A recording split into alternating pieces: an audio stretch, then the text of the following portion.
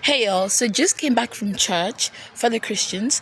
I was 2 years old when I found out. Literally, a preacher was preaching about Pentecost, and Pentecostal, we all know that it's the day where the Holy Spirit came, and there were people from different languages, and they were all in people from different nations that they were all in one place, and then the Holy Spirit came, and all of them started speaking tongues that they never knew, and he spoke about the power of tongues. And what I have learned since I was a child, that the power of tongues is that that's what I knew the power of tongues was. Because that's what they taught us. And he said that power of tongues, be careful, because the devil can confuse people.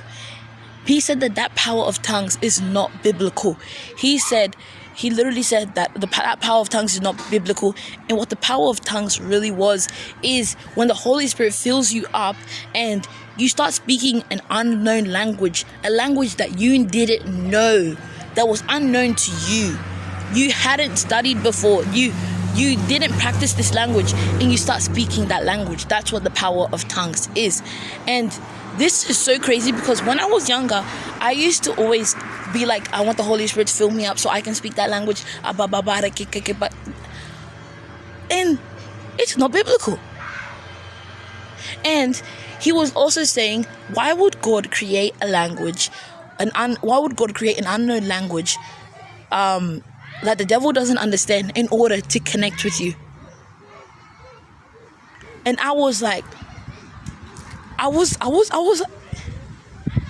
and this also, like, God understands all languages. And if you need to read it, it's literally in Acts chapter 2, verse 1 to 3.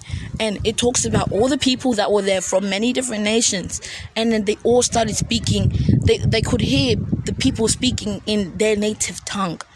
And that's what the power of tongues was. The Holy Spirit basically translates your speech to the point where you start speaking another whole language.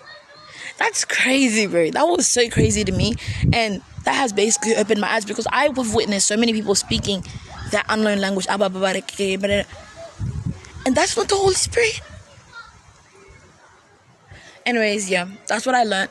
And also my sister was talking about Islam, and how, you know, how that they believe that Arabic is that holy language and blah blah blah. Why would God, in order to connect with you, in order to bring you close to him, why would you have to learn one language? If God is all powerful, if God is all knowing, why would he select one language